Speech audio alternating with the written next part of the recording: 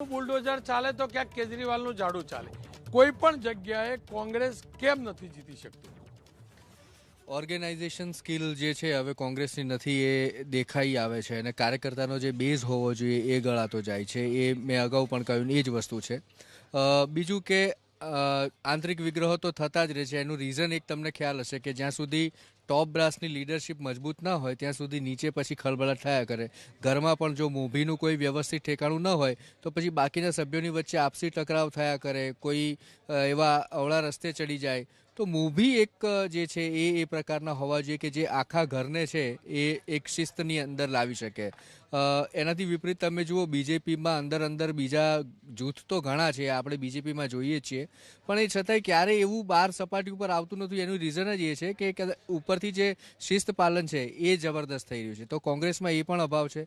અને હવે જેમ ધીરે ધીરે અલગ અલગ રાજ્યોમાંથી કોંગ્રેસ સત્તા ગુમાવી રહી છે એ જોતા હવે જે નવા લોકો જે કોંગ્રેસની સાથે જોડાવાના છે, વિચારધારા જેવું રાજનીતિમાં હવેના તબક્કે રહ્યું નથી. હવે લગભગ પોતાની વ્યક્તિગત ફાયદાની વાત હોય છે. તો નવો જે વર્ગ છે એ આ પોલિટિકલ પાર્ટીમાં જોડાશે નહીં. જે યુવાની વાત કરીએ, જે અત્યારે 18 વર્ષથી લઈને 25 વર્ષની વચ્ચેનો છે, એ કોંગ્રેસનો કાર્યકર્તા બનવાનું હવે પસંદ નહીં કરે.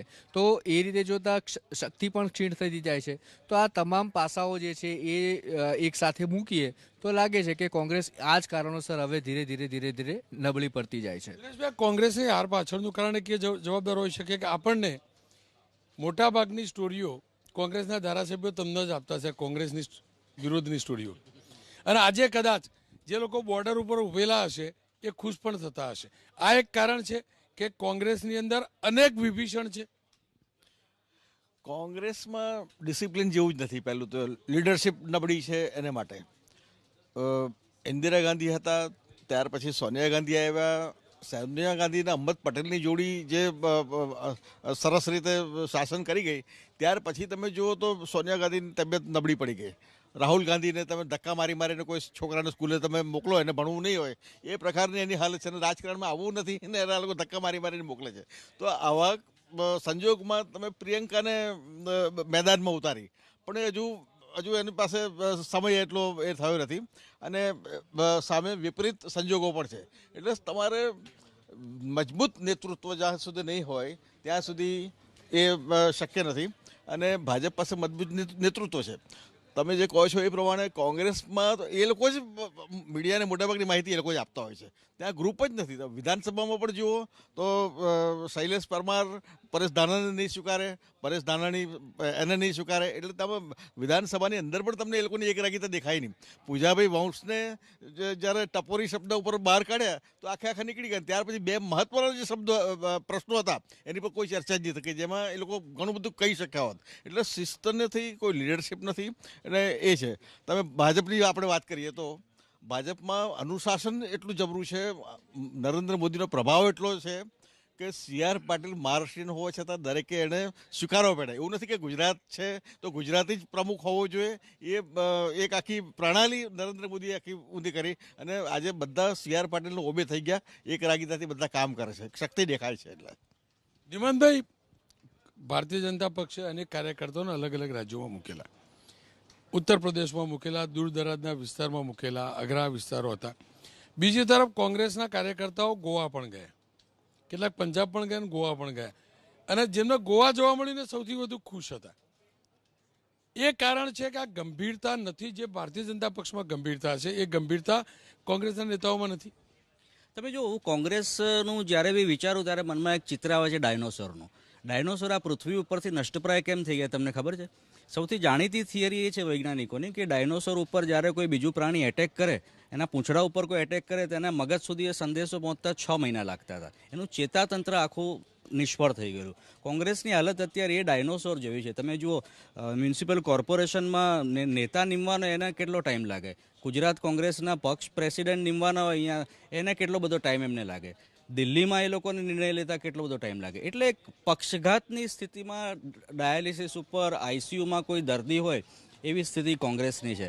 એટલે કોંગ્રેસ વિશે વધારે ચર્ચા કરવાનું મને એટલા માટે ના થાય કે બીજેપીમાં જેટલું જનૂન જીતવાનું છે એટલું જ જનૂન કોંગ્રેસમાં હારવાનું છે. એટલે આ જે નિષ્ક્રિયતા, રાજકીય નિષ્ક્રિયતા છે કોંગ્રેસના બધા નેતાઓમાં, સોનિયાથી માંડીને રાહુલ, બહુ સરસ શબ્દ વાપર્યો આપણા વરિષ્ઠ પત્રકાર મિત્રએ કે સ્કૂલે જવું નથી એવા વિદ્યાર્થીને ધક્કા મારીને તમે સ્કૂલે મોકલો છો. હવે એમાં તમને આ પરિણામ મળે, આના સિવાય બીજું કયું પરિણામ મળે? યોગી આદિત્યનાથની જીત થઈ ચૂકી છે. 1,02,000 મતથી યોગી આદિત્યનાથ ગોરખપુરથી જીત્યા છે. 1,02,000 મતથી. જો કે નોએડા બેઠક જે છે એ આના કરતાં પણ વધુ મતથી જીતવામાં આવી છે, પણ વિધાનસભામાં 1,02,000 मतની जीत मोटी जीत गणी शकाय. आज जीत माटेनी भूख है, जो भूख है बीजेपी में, आपको लग रहा है कांग्रेस में कम है? क्योंकि हम लोग देखते हैं तो हम डिस्कस भी करते हैं, चर्चा भी करते हैं, देखिए अच्छे नतीजे नहीं नजर आ रहे, उसके लिए पूरी बीजेपी ताकत लगा रही, लेकिन हम अंदर से जानते होते हैं कि ये लोग क्यों इतने भाग रहे हैं, सिर्फ जीतने के लिए नहीं, ज्यादा सीटें लाने के लिए. वो जो है कशिश वो कांग्रेस में नहीं रही है. देखिए, लंबे समय तक सत्ता में रहने की वजह से कांग्रेस की जीत की जो भूख है, वोटों की जो भूख है, वो तो खत्म हो गई. कांग्रेस जो भी चुनाव आता है, चुनाव लड़ना है, इस रणनीति से वो आगे बढ़ते हैं. चुनाव लड़ना है, उसी की वजह से लीडरशिप का प्रॉब्लम भी है और निर्णय क्षमता तो है ही उसमें. पिछला आप महानगर पालिका, नगर पालिका और पंचायत चुनाव जो गुजरात का देखेंगे, पूरा चुनाव उन्होंने एक निर्णय और नेतृत्व विहीन एक जो संगठन रहा उसमें उन्होंने निकाल दिया. दूसरी सबसे बड़ी चीज़ जो बीजेपी और कांग्रेस इसमें है, बीजेपी हर चुनाव को एक युद्ध की तरह लेती है, भाई ये जीतना है. आप देखेंगे कर्नाटक का चुनाव हो, चाहे आंध्र प्रदेश का चुनाव हो, केरल का चुनाव हो, जहां उनकी जीतने की क्या खाता खुलने की उम्मीद भी नहीं हो, लेकिन उसके बावजूद पूरी ताकत, पूरा मैन पावर, पूरा मनी पावर, पूरा स्ट्रेटेजी के साथ जाते हैं, चुनाव लड़ते हैं, भले ही वो हार जाए. कांग्रेस का जो एक पिछले 8-10 सालों में जो देखा गया है कि राष्ट्रीय स्तर पे जो एक लीडर, एक राष्ट्रीय अध्यक्ष होना चाहिए, अभी फुल टाइम इनके पास नहीं है. सोनिया गांधी के विराम लेने के बाद से राहुल गांधी को बनाया गया, लेकिन राहुल गांधी खुद तैयार नहीं थे, इस्तीफा देके चले गए. पूरी पार्टी में नीचे से ऊपर तक राहुल गांधी को अपना एक नेता मानते हैं, लेकिन वो अभी भी अध्यक्ष बनने को तैयार नहीं है. नहीं, लेकिन आपकी एक बात हजम होने वाली नहीं है. आपने ये बताया कि लंबे अरसे तक सत्ता में रहे, लेकिन जो सत्ता में रहे वो तो ऊपर चले गए.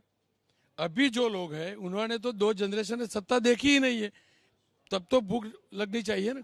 मैं वही आपको याद दिलाऊं रौनक भाई कि पिछले आप 5 साल के चुनाव, 5 साल पहले के चुनावों को देखिए. मध्य प्रदेश, राजस्थान, गोवा, मणिपुर और छत्तीसगढ़, इन राज्यों में भाजपा कांग्रेस सबसे बड़ी पार्टी बनकर उभरी थी. गोवा में आपने बड़ी ज़्यादा सीटें जीतने के बावजूद आप ऐसे सोते रहे और सुबह में सरकार बन गई. आप दावा ही नहीं कर रहे हैं सरकार बनाने का. मतलब क्यों दावा नहीं कर रहे हैं? या तो आपको लीडरशिप को लेकर प्रॉब्लम है, सीएम का चेहरा किसको बनाना है, या आंतरिक जो गुटबाजी इतनी है कि वो आपसी समझौता नहीं हो पाता है. मणिपुर में भी ऐसा ही हुआ, ले दे करके आपको छत्तीसगढ़, मध्य प्रदेश में सरकार बनी, लेकिन ज़्यादा 1 साल तक भी नहीं चल पाई वो. अब राजस्थान में आप देख लीजिए, फुल मेजोरिटी है, 125 के आसपास इनके विधायक हैं, लेकिन हर दिन एक नया विवाद चल रहा है. तो आप जो आपको डिलीवर करना, आप अच्छी से अच्छी स्कीम दे दीजिए, अगर आपने जब तक उसको डिलीवर नहीं किया, उसको लोगों को उसका लाभ नहीं पहुंचा. मैं एक और एग्जांपल देता हूं गुजरात का. मैं कांग्रेस से बीजेपी में एक वरिष्ठ नेता गए थे, उनके साथ बैठा था, तो जब बात करी कैसा चल रहा है, तो क्या यार कांग्रेस में मजे थे, यहाँ तो हर सप्ताह कुछ ना कुछ इवेंट करते हैं, बैठक करते हैं, दौड़ाते हैं. જીતુભાઈ, CR પાટીલને તમે નજીકથી જાણો, અવાસ્તવિક ટાર્ગેટ 182નો આપ્યો, કોંગ્રેસે 125નો આપ્યો. એમ જોઈએ તો વાસ્તવિક પાર્ટી તો કોંગ્રેસ લાગે, પણ તમને લાગે છે કોંગ્રેસ જાણી જોઈને સોફ્ટ ટાર્ગેટ જ પકડે, મહેનત કરવા નથી માગતું અને એવા ટફ ટાર્ગેટ નથી લેતું? 100% CR પાટીલની જ્યારે તમે વાત કરી છે ત્યારે એ હંમેશા આપણે જ્યારે બાળકને પરીક્ષા આપવા મોકલતા હોય ને ત્યારે કહેતા કે 100માંથી 100 લાવજે, તો એટલીસ્ટ 90 લાવે. એ સ્ટ્રેટેજી એને અપનાવી છે. બીજી આપ જુઓ, આવતીકાલે નરેન્દ્ર મોદીને અહીંયા બોલાવી લીધા, એટલે કે એનું પ્લાનિંગ હશે, પણ રોડ શો કરવાનું કારણ કે એને તૈયારી ચાલુ કરી નાખી કે હવે ગુજરાત છે વારો, એટલે જ્યાં પતી ગયું એટલે ગુજરાતને અત્યારથી માહોલ બનાવવાનું ચાલુ કર્યું. હજુ બીજા પક્ષો વિચારે નહીં, હજુ બીજા પરિણામો શું આવશે શું નહીં નિશ્ચિત નહોતું. એના પહેલાં એને તો ગુજરાતની જે નેતાઓ હોય ત્યાં 5 રાજ્યની ચૂંટણી પતી ગઈ, તો અહીંયાની તૈયારી ચાલુ કરી નાખવી જોઈએ. અને CR પાટીલે લાસ્ટ ટાઈમ મારે એક ઇન્ટરવ્યુમાં જ કીધું હતું કે હું આજે જીત્યો છું, જ્યારે જીત્યા હતા ત્યારે સાંસદનું, કે કાલથી હું મારી પાછી બીજી તૈયારી ચાલુ. 2009ના વિજય સરઘસ બાદ પહેલી વાર લોકસભામાં પહોંચાડી. હા, એટલે એ કે કાલથી મારી આવતી ચૂંટણીની તૈયારીઓ ચાલુ છે, એ માહોલ છે. જ્યારે કોંગ્રેસની વાત કરીએ તો કોંગ્રેસમાં તો પરિસ્થિતિ એવી છે કે ચૂંટણી લડવી પડે એટલે સ્કૂલે જવું પડે, જેમ કીધું તેમ એમ જવું પડે એટલે જવું. પાસ થઈશું કે નહીં થઈશું કંઈ વાંધો નહીં, છેલ્લે પ્રમોશન તો મળશે, એટલે આ નહીં તો આ પક્ષ નેતા રહીશું, અને જ્યાં સુધી નેતા રહીશું ને જો કદાચ બીજા પક્ષમાં મોકો મળશે તો જતા રહીશું. હવે તો લગભગ એ જ સ્થિતિ છે કે આપણે જીવતા રહીશું તો બીજા પક્ષમાં જઈશું, એટલે જીવવા માટે ચૂંટણીના મેદાનમાં દેખાતા હોય એવું મને લાગે છે.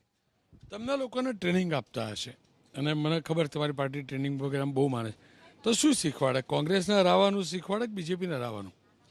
આમ આદમી પાર્ટી છે ને પોતાના મુદ્દાઓને લઈને, કામની રાજનીતિને લઈને, લોકોના પ્રશ્નોને લઈને રાજનીતિ કરી રહી છે. કોઈને હરાવવા કે જીતાવા માટે આવ્યા તો કદાચ અત્યાર સુધીમાં ગુજરાતમાંથી પણ અસ્તિત્વ ખતમ થઈ ગયું હતું. આજે આ બીજું રાજ્ય મળ્યું છે એ સેમ્પલ છે કે અમે લોકો મુદ્દાઓની રાજનીતિ લઈને જઈએ છીએ, જે દિલ્હીમાં કરીને દેખાડ્યું. અને પહેલી વખત ભારતના ઇતિહાસમાં કદાચ એવું થયું કે જો મેં કામ કર્યું હોય તો મને વોટ આપજો, એવું દિલ્હીમાં પણ કહેવામાં આવ્યું. અને પંજાબમાં પણ એવું કીધું કે તમે તમારા જે પંજાબમાંથી દિલ્હીમાં ઓળખીતા રહેતા હોય એમને પૂછો કે જો અમે લોકોએ દિલ્હીમાં કામ કર્યું હોય તો પંજાબમાં વોટ આપજો.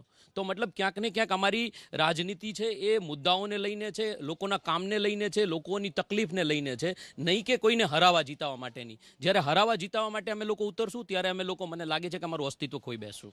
જ્યોતિબેન, મારે એ જાણવું હતું, જો આટલું મજબૂત સંગઠન છે, જનતા તમારી સાથે છે, સ્ટ્રેટેજી તમારી સાથે છે, તો ઉત્તરાખંડમાં પણ અનેક કોંગ્રેસીઓને તમે ટિકિટ આપી, ગુજરાતમાં પણ એવું દેખાયું, બાય ઇલેક્શનમાં તો બધા કોંગ્રેસી જ હતા.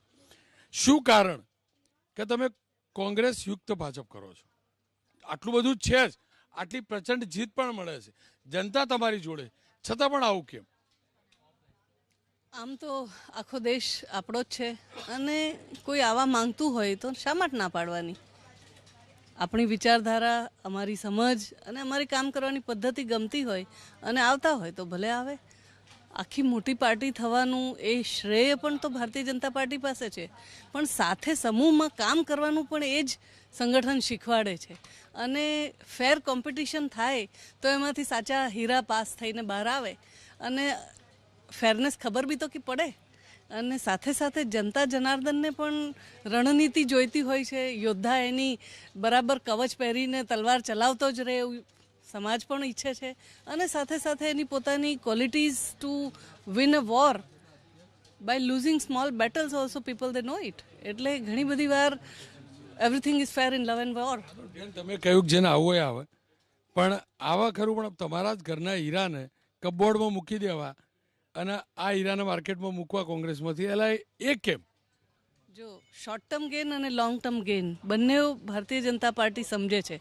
રાષ્ટ્રીય પક્ષ હોવાના લીધે સ્ટોક માર્કેટની ભાષા બેન બોલ્યા તમે, રાજનીતિમાં આવું જ ચાલતું લાગે? સ્ટોક માર્કેટ છે એ વિષય જુદો છે, પરંતુ ઘણીવાર લાંબા ગાળાની રાજનીતિ એ ઘણું શીખવતી હોય છે. અને જે વિચારધારા માટે લડવા બેઠા છે એને શું આજ ને શું કાલ, વિચારધારા તો અમર છે. અને ભારત દેશની સંસ્કૃતિ અને વિચારધારા માટે જે ઝંડો પહેરીને બહાર આવ્યો હશે, જે ભગવો પહેરીને બહાર આવ્યો હશે, એને કાંઈ બહુ ફેર પડતો નથી. મિત્ર કહી રહ્યા હતા કોંગ્રેસમાં લીલા લહેર હતી અને ભાજપમાં દોડવું પડે, તો એનો મતલબ તમારી વિચારધારા સાથે એ જે પણ વ્યક્તિ આવે એ દોડમાં સામેલ થવા નથી માંગતા, દોડી નથી શકતા, એ પણ તો હકીકત છે. ઘણા બધા એ રીતના હોય છે. જો ઇન્ડિવિજ્યુઅલ પોલિટિક્સ જુદી વસ્તુ છે, ટોટાલિટી ઇન ધ પોલિટિક્સ જુદી વસ્તુ છે, નેશન ફર્સ્ટ એ એક જુદી વસ્તુ છે. મને એ કહો, આ બધું જે થયું, અમિતભાઈ તો ગયા પણ જગદીશભાઈ આ કેટલી ચિંતા હશે? ગૃહ ચાલતું હતું, આંકડા બહાર નીકળતા હશે એટલે જોતા પણ હશે, ચિંતા તો થતી હશે ને? રોનકભાઈ, ચિંતા તો 100% થતી હોય. રાજકીય પક્ષ લઈને બેઠા છે, સૌથી જૂનો પક્ષ લઈને બેઠા છે, અને ખાસ તો મારે બહુ જ પ્રતિષ્ઠિત ચેનલ છે એટલે વિષય બહાર નહોતું જવું, પણ અહીંયા આવીને એવું વાતાવરણ મને લાગ્યું કે રાજકીય વિશ્લેષક હોય કે બીજા વિપક્ષ હોય કે સત્તા પક્ષવાળા કોંગ્રેસની ચિંતા એટલી બધી કરે છે, કોંગ્રેસ પર જે પ્રત્યારોપણ કરે છે, દોષારોપણ કરે છે. મારે બહુ ભૂતકાળમાં નહીં જતો, ખાલી શોર્ટ ટર્મમાં હું જઉં કે આત્મારામ કાકાની ધોતી ખેંચાતા જાહેર રોડ પર ગુજરાતના લોકોએ જોઈ છે, ત્યારે ભાજપની શિસ્ત ક્યાં હતી? શંકરસિંહ બાપે આખા ચૂંટાયેલા પ્રતિનિધિ મંડળને લઈને ખજૂરિયા અજુરિયા કરીને આખું મંત્રીમંડળને લઈને ધારાસભ્યોને લઈને જતા રહે, એ દ્રશ્યો પણ ગુજરાતના ચેનલ મીડિયાએ, પત્રકાર મિત્રોએ, રાજકીય વિશ્લેષકોએ જોયા છે. ત્યારે ભારતીય જનતા પાર્ટીની ટ્રેનિંગ, શિસ્ત, બૂથ કમિટી, પેજ કમિટી, સત્તામાં શિસ્ત, આ બધા વાક્યો ત્યારે મેં સાંભળ્યા નહોતા. હમણાં જ હું રૂપાણી સાહેબની વાત કરું તો હું બેક ફૂટ પરની ફ્રન્ટ ફૂટ પર રમનારો છું, પાછળ જોયું તો એમની જ પાર્ટી એમની વિકેટ ઉડાવી દીધી. આવા બધા કિસ્સા ગુજરાતમાં બહુ જાણીતા છે અને બહુ દૂરના નથી, નજીકના છે. હા, હું 100% કોંગ્રેસી તરીકે માનું છું કે આજના ટીવી સ્ક્રીન પરના પરિણામો કદાચ દુઃખદ હોઈ શકે, મારા માટે, મારા પાર્ટીના કાર્યકર્તા માટે નબળા હોઈ શકે, અમારું મોરલ તોડનારા હોઈ શકે, પણ આજ પણ એ જ તાકાતથી, એ જ શક્તિથી અમે અહીંયા બેઠા છીએ અને સામી છાતીએ એવા તમામ આક્ષેપો અને અમારા પાર્ટી પર જે આરોપ લાગે છે તેનો જવાબ આપવા અમે બંધાયેલા છે. પણ જો આમની પાર્ટીની શિસ્તની વાત જે વારંવાર આવે છે, તો આ શિસ્ત સામેના મેં જે ઉદાહરણો આપ્યા ગુજરાતમાં અને આખા દેશમાં જાણીતા, એના પર પણ એમને વિચાર કરવો જોઈએ. પણ ખેર, એ જે અસિસ્ત કરવાવાળા હતા એ શંકરસિંહ બાપુને પેટ્રોલ ડીઝલ પુરાવતા કેમ સાવધાની રાખવી છે જરૂરી? કેવી રીતે થાય છે પેટ્રોલ પંપ પર ગોલમાલ, પેટ્રોલ ડીઝલમાં કટકી થાય છે? ત્યારે હું તો બોલીશમાં રાત્રે 8 વાગે થશે તેલના ખેલનો પર્દાફાશ.